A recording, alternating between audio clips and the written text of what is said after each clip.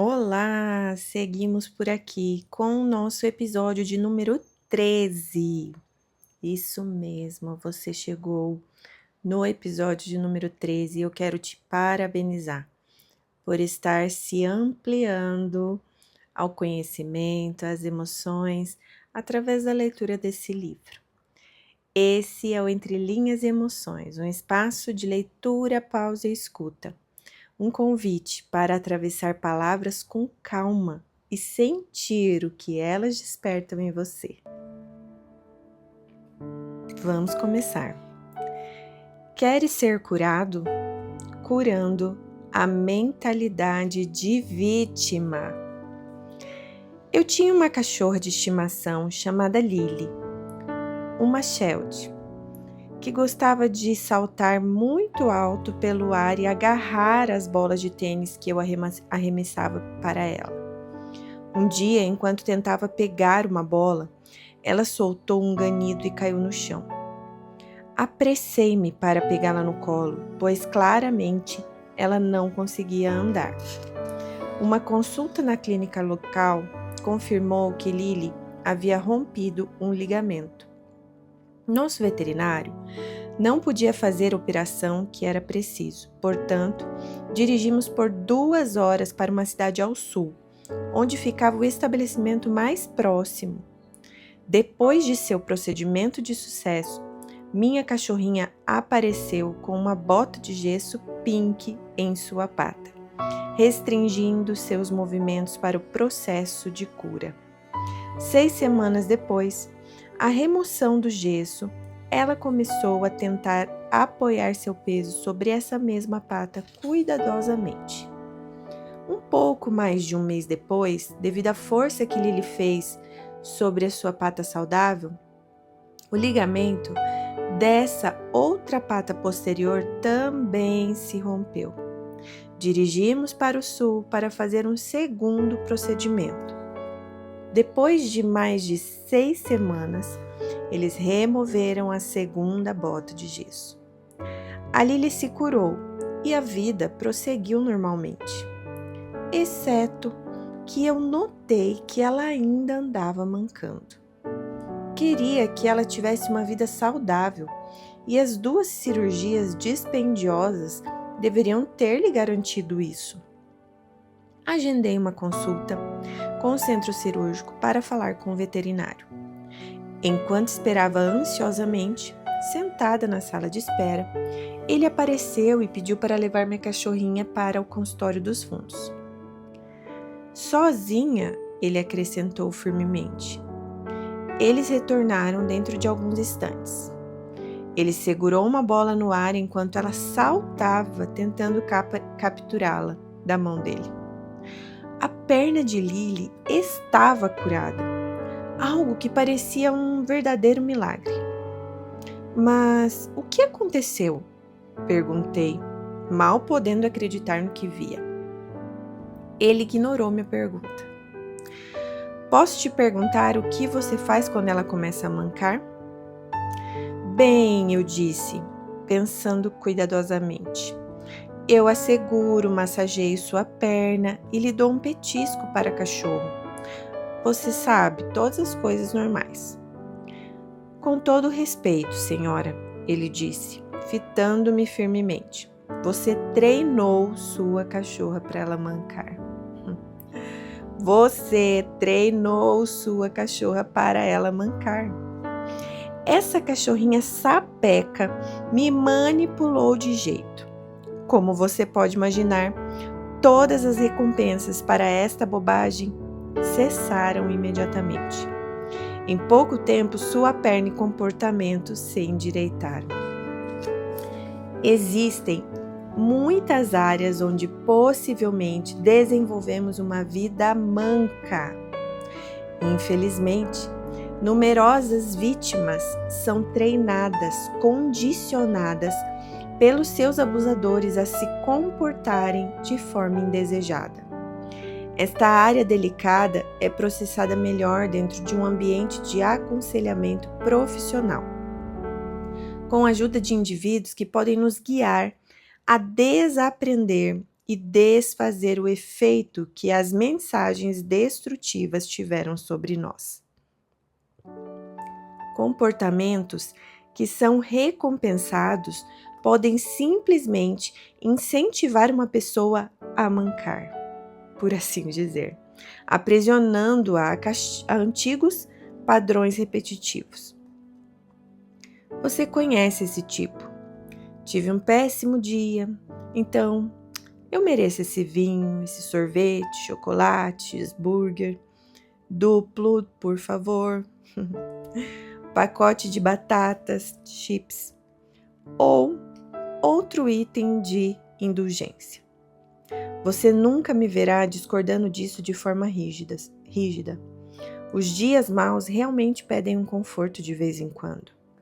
Mas quando essas recompensas forjam os hábitos mais sorrateiros que nos fazem mancar ao estilo vitimista por toda a vida, ou pior, criam vícios debilitantes, é chegado o tempo de tratar o mal pela raiz.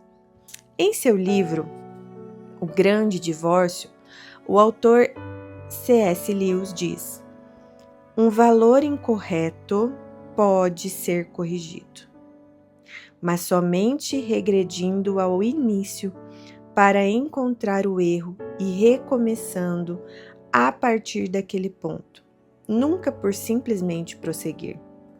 O mal pode ser desfeito, mas não pode desenvolver-se em algo bom. O tempo não cura esse dano. Tenho o privilégio de mentorear mulheres. Frequentemente, elas levam tempo para voltarem mentalmente e trabalharem no que deu errado a partir do ponto onde as coisas deram errado. Às vezes, semanas de reflexão se transformam em meses. Desembaraçar o passado é um processo. Lewis está correto. O mal nunca se transforma no bem. As coisas terríveis que aconteceram com você nunca serão boas. Mas quando esse mal é depositado nas mãos de Deus, Ele pode trabalhar nessas situações para o nosso bem. Romanos 8:28 fala algo assim. Já experimentei essa verdade em primeira mão. Tive que aprender que continuar a recompensar minhas feridas ao invés de lidar com elas só me deixariam deficiente. Enquanto isso, parecia ser o mais fácil a ser feito. Não estava me ajudando a ser saudável. O Evangelho de João nos conta acerca de um homem que por longos 38 anos deitava-se ao lado do tanque de Betesda, cujas águas movidas pelo anjo, como todos criam, continham propriedades curadoras. Muitos outros deitavam-se ali. Mas enquanto Jesus andava ao lado do tanque com seus discípulos, ele perguntou especificamente para este homem: queres ficar são? Está lá em João 5:6. Talvez você pense que essa foi uma pergunta estranha. Obviamente, alguém que se deitava ao chão por quase 40 anos certamente gostaria de ser curado, certo? A resposta deveria ser instantaneamente: sim, sim, sim. O homem, contudo, responde que ele não tem ninguém para colocá-lo dentro do tanque. E mesmo que ele tentasse, outra pessoa chegaria ali primeiro do que ele. Sua resposta é lamentável e ainda assim compreensível. Ele vive sozinho há décadas, focado na única solução que ele acredita que transformaria suas circunstâncias: entrar naquela água. Com grande compaixão, Jesus lhe dá um comando de pegar seu colchão e andar. Instantaneamente, o homem foi curado. Creio que para mudar a perspectiva de vítima para uma vitoriosa, nós também devemos ponderar sobre a questão que Jesus fez. Queres ficar são? Antes de começar minha jornada de cura, eu respondi semelhantemente a esse homem: não tenho ninguém que me ajude. O abuso do passado fez com que eu me sentisse isolada e impotente. Frequentemente desejei que alguém me carregasse até o tanque da cura, que alguém enxergasse minha situação e a consertasse para mim. Para ser bem transparente, eu não queria encarar meu passado e ter o trabalho duro que eu sabia que estava à minha frente. Eu estava com medo. Como aquele homem, não disse sim imediatamente. Como aquele homem, não me senti validada. Como aquele homem, não contava com a compaixão de Cristo. Jesus desviou meu olhar da solução inalcançável e inatingível. Ele, minha solução, colocou-se bem ao meu lado, oferecendo-me sua ajuda. Queria muito que nossa cura fosse tão instantânea quanto foi para aquele homem. Mas ela não será. Infelizmente, a cura interior com frequência pode ser uma longa e dolorosa jornada. Mas Jesus, sim, Jesus caminhará conosco. Ele está conosco para sempre. Quando eu oro com as pessoas, sinto uma grande compaixão pelos seus corações partidos. Às vezes as pessoas não estão prontas para começarem sua jornada. Aprendi a sempre perguntar antes: queres ser sã? Se verdadeiramente essa pessoa responder: não oramos por paz para o tempo certo de Deus. Para aqueles que estão prontos, pedimos a Jesus para mostrá-los como recomeçar ou como começar. Para embarcar na nossa jornada de cura, precisaremos usar os músculos diferentes e mais enfraquecidos. Não mais paralisado, o homem pegou sua cama, que representava seu antigo estilo de vida, e prosseguiu em frente. Ele exercitou novos músculos. Ele provavelmente teve que encontrar uma nova forma de subsistência, visto que não mais poderia mendigar para sobreviver. E quando eu imagino que certamente ele estava bem empolgado, sua nova função provavelmente requeria muito mais trabalho árduo de sua parte, tendo que fazer coisas que ele nunca havia feito antes. Da mesma forma, ao mudar a perspectiva de vítima a vitorioso, devemos deixar para trás métodos de operação antigos e aprender novas habilidades. Enquanto o resultado será muito mais satisfatório do que poderíamos imaginar, ainda assim, ele irá requerer trabalho duro. Eu aprendi que precisava respeitar as pessoas, ser ensinável ao invés de ficar na defensiva, ser gentil o tempo todo e nunca com uma atitude crítica. Parar de julgar as pessoas, ser paciente, usar minha voz para me beneficiar e beneficiar aos outros, estabelecer limites, ter mais compaixão, fazer um pedido de perdão genuíno, ser mais gentil com o meu corpo, parar de agradar as pessoas, tornar-me interdependente e não codependente. Escutar para entender, ao invés de tentar provar que estava certa, e ter mais coragem do que eu já imaginei ser possível. Eu não possuía nenhuma dessas habilidades listadas acima, até que eu escolhi mudar. Eu entendi que ninguém poderia fazer essas coisas por mim. Eu teria que aprender a exercê-las. Elas não foram fáceis de se cultivar. E eu continuo a depender da graça de Deus diariamente. Às vezes, eu pondero sobre o meu comportamento antigo. Às vezes, defensiva, desrespeitosa e pronta a mirar. Ainda bem que cresci, não sou mais aquela pessoa. Eu ainda cometo erros e decepciono a mim mesma. E as outras pessoas? Sim. Certamente, eu sou humana. Contudo, os passos positivos de avanço que eu tomei com Jesus estão comigo para sempre. É importante celebrar esses marcos. E quando, assim como fiz recentemente, nos voltamos aos antigos hábitos, inadvertidamente esses pequenos e passageiros escorregões só servirão para nos mostrar o quanto já avançamos. Durante uma viagem de esqui com minha família, eu cheguei no teleférico antes deles chegarem. Um homem atrás de mim, muito impaciente para pegar o próximo assento, gritou comigo: "Saia do caminho!" Parece que as pessoas atrás de mim nas filas estão sempre irritadas por alguma coisa.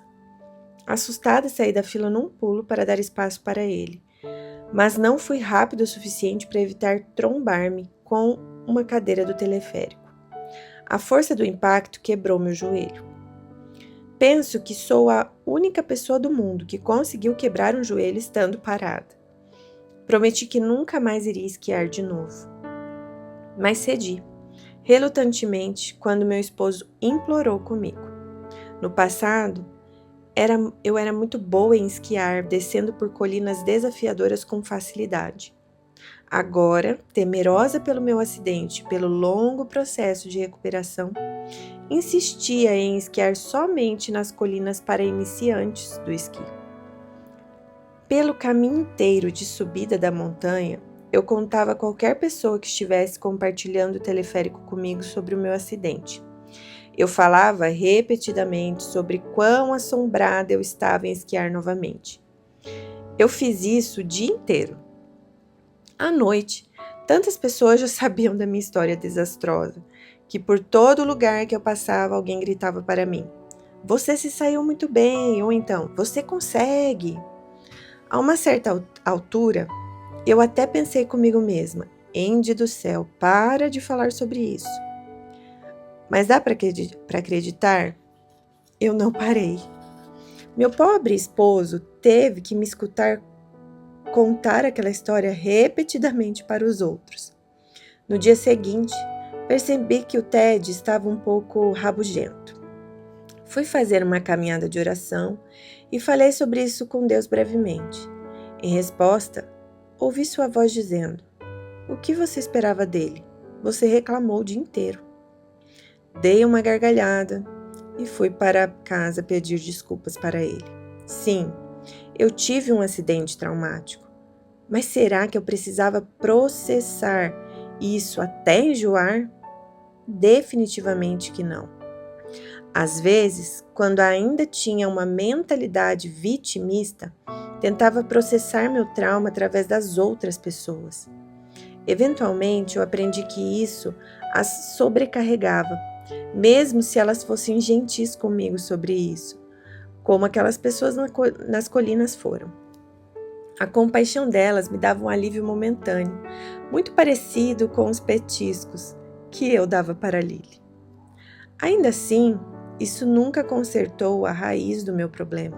Pelo contrário, só serviu para reforçar meus hábitos improdutivos. Minha dor seria mais bem processada num lugar seguro e privado, junto com minha disposição para mudar e crescer.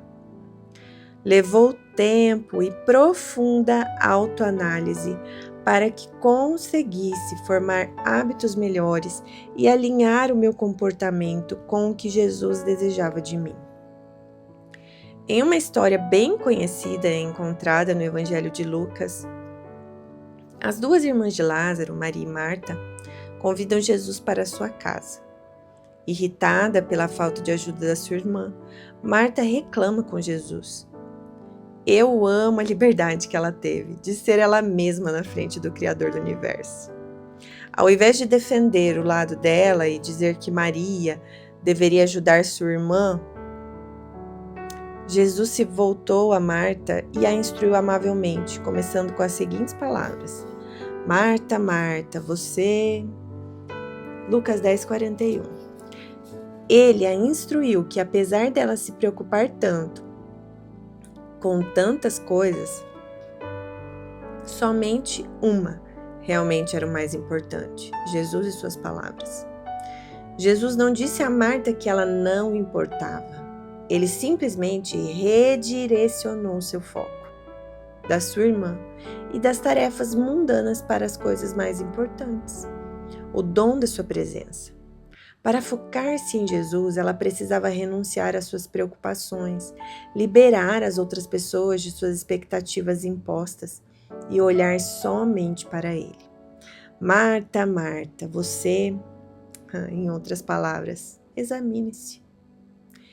Eu tinha o costume de suspirar bem alto, enquanto trabalhava pela casa para fazer meu esposo sentir-se culpado, enquanto ele descansava no sofá depois do trabalho. Você, mulher que está aqui me ouvindo, quem nunca, né?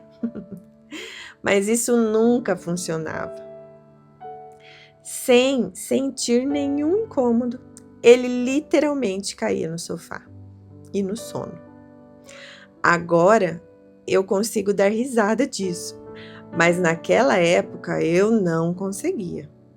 Cresci num ambiente caótico e meu único senso de controle era manter meu ambiente organizado. Mesmo que a organização ainda seja importante para mim, ela não mais me governa. Aprendi a renunciar às coisas. Parar de fazer demandas para que as pessoas me auxiliem na realização das minhas tarefas e pedir por ajuda de uma forma saudável, ao invés de passiva-agressiva. Porventura, eu ainda fico irritada quando tropeço nos tênis tamanho 46 do Ted, jogados ao lado do sofá. Claro, ainda fico. Progresso, não perfeição. E este é o trajeto na jornada de vítima a vitorioso. Nosso alvo não é a perfeição, nosso alvo é o progresso. E de pouco em pouco ficamos tão animados em viver novamente que já nem nos importamos mais em mancar. Ah, que lindo! Grave essa frase com você, olha só. Nosso alvo não é a perfeição, nosso alvo é o progresso. Que linda metáfora que ela usou de uma história real, da cachorrinha Lily, né? Que se acostumou